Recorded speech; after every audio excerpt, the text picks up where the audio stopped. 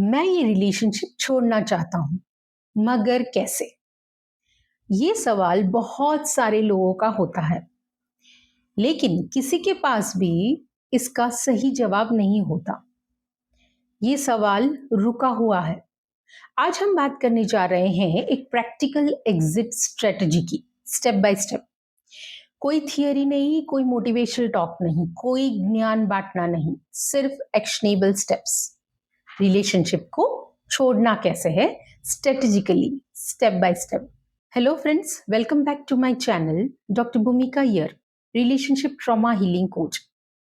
सबसे पहले एक बात क्लियर करते हैं, क्या रिलेशनशिप छोड़ना आसान होता है? इतना मुश्किल क्यों होता है? क्योंकि यहाँ सिर्फ एक इमोशनल अटैचमेंट नहीं होता, financial dependency, children, fear, society का प्रेशर, ये सारे बैरियर्स होते हैं। बस आप रिलेशनशिप छोड़ दो, ऐसे नहीं होता, क्योंकि इट इज वेरी कॉम्प्लेक्स। तो आज कैसे छोड़े, ये बात का हम स्ट्रेटेजिकली, रियलिस्टिकली और सेफली एक प्लान बनाते हैं।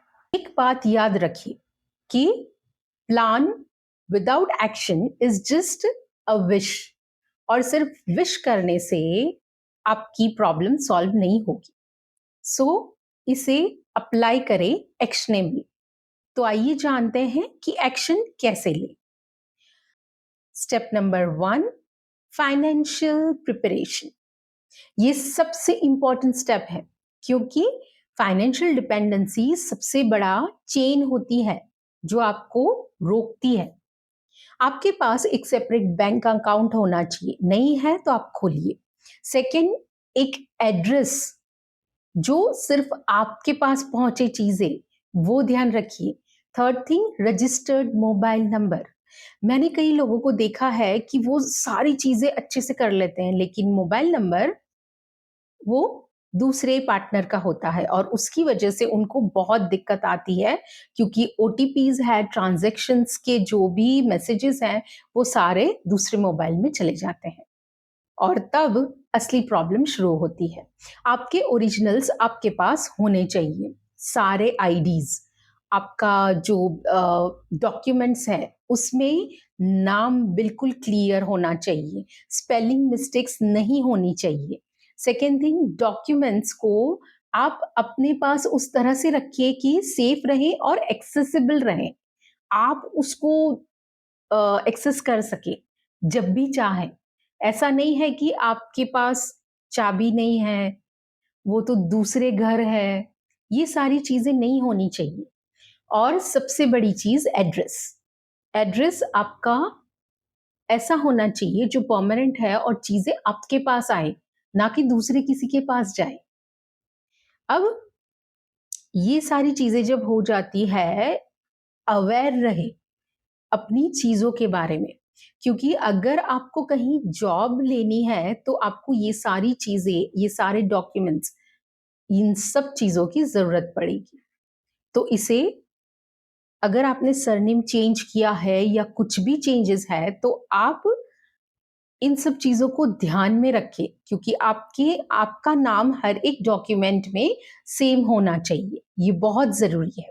और सबसे बड़ी चीज, मैरिज सर्टिफिकेट, उसमें कोई गलती ना हो, आपके नाम में, स्पेलिंग में, आपके पेरेंट्स के नाम में या स्पेलिंग में, ये बहुत ज्यादा जरूरी है। और दूसरी चीज, ओरिजिनल अपने पास रखें, ये आपके लिए सेफ है।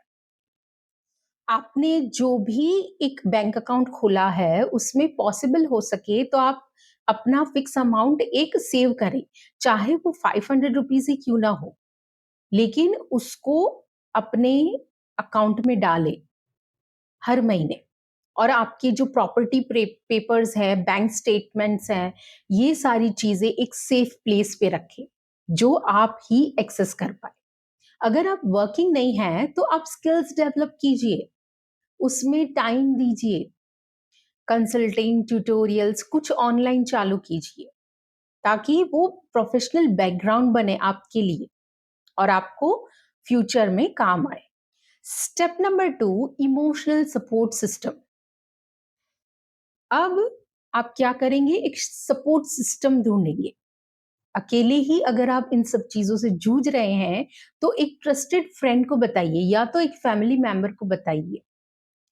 अगर कोई नहीं मिल रहा है तो कोई ग्रुप ज्वाइन करें। ऑनलाइन कम्युनिटीज होती हैं जो हेल्प करती है इन सब चीजों के लिए।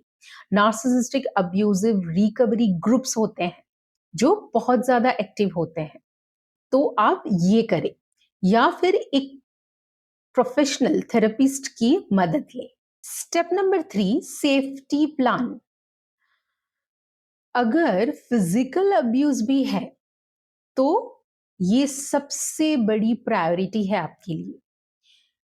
इमरजेंसी कॉन्टैक्ट्स एक जगह सेव करो। Domestic violence helpline number save करो।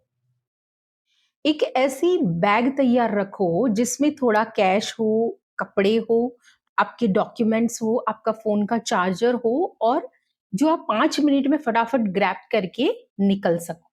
ये बहुत ज्यादा जरूरी है। और अगर आप कभी भी अपने आप को इमोशनली डाउन पाते हो तो एक ऐसी जगह पे जाके बैठो जहां पे आपको शांति मिलती है।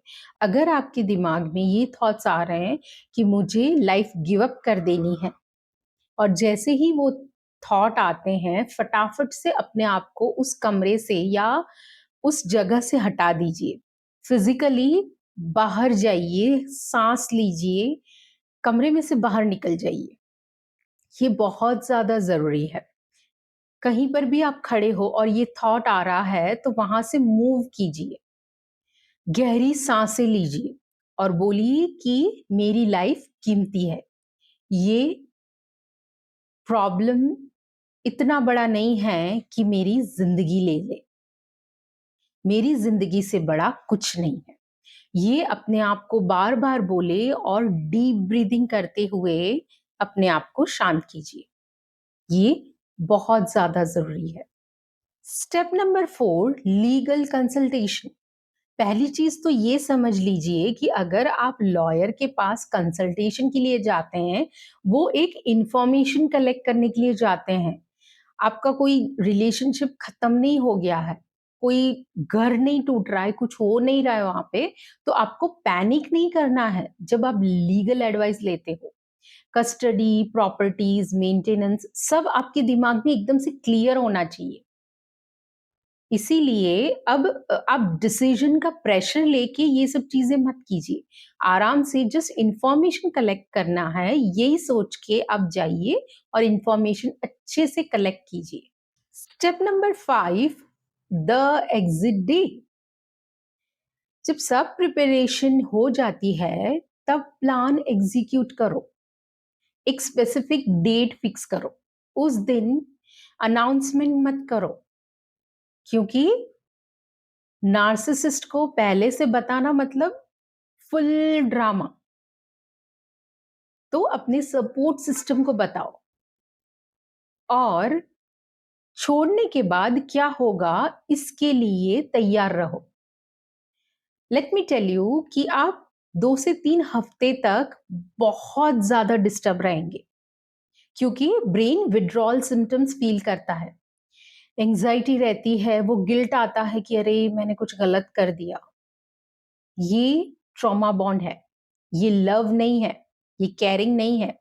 और सबसे कॉमन चीज जो सब करते हैं, वो इंसान वापस आने की कोशिश करता है आपके पास, वेरी स्वीट मैसेजेस, और कभी चिल्ड्रन का वास्ता, कभी फैमिली में ये हो गया वो हो गया, आप केयर करो, आप वापस आ जाओ, यू आर माई लाइफ।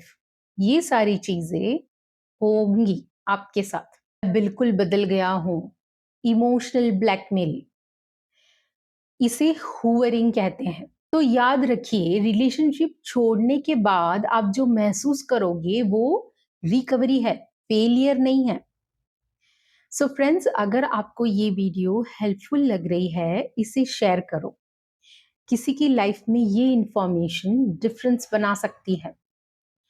आपके पास प्लान है, अब एक्शन बाकी है।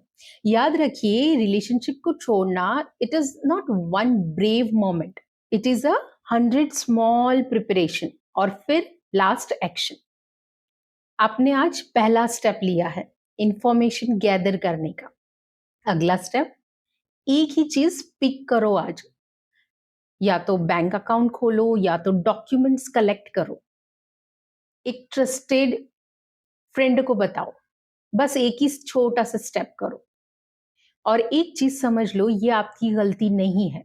आप जिस सिचुएशन में हो ये आपकी चॉइस नहीं थी, लेकिन इसमें से स्ट्रेटेजिकली निकलना ये आपकी चॉइस हो सकती है। अगर आपको ज्यादा हेल्प की जरूरत है तो लिंक डिस्क्रिप्शन में है, you can book a call with me.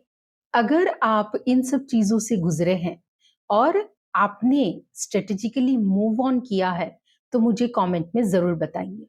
और अगर आप इसमें कुछ ऐड करना चाहते हैं तो भी मुझे कमेंट में जरूर बताइए। मेरी वीडियो को लाइक और सब्सक्राइब कीजिए ताकि मैं इस तरह का कंटेंट आपके लिए लाती रहूंगी। And the most important thing, do take good care of yourself because nobody can do better than you. Thank you. Jai Hind.